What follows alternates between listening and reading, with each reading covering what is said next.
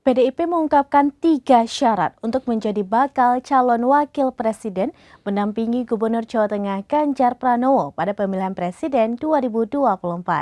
Berikut informasi selengkapnya untuk Anda.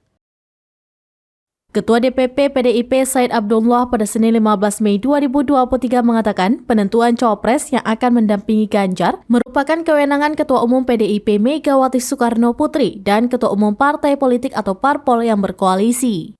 Said menegaskan penentuan cawapres Ganjar syarat pertama harus didasari semangat untuk kejayaan Indonesia.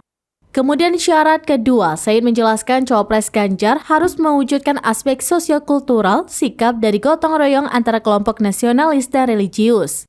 Lebih lanjut, Said menambahkan syarat ketiga adalah cawapres Ganjar adalah memiliki kemampuan untuk melanjutkan pembangunan yang telah diwariskan Presiden Joko Widodo baik dari aspek politik maupun teknokrasi. Sehingga dalam melanjutkan estafet kepemimpinan Presiden Jokowi, maka pemerintahan mendatang harus bisa tancap gas, tidak disibukkan dengan urusan internal. Demikian informasi terkini, Syedara Lon saksikan terus beragam informasi terkini dan menarik lainnya.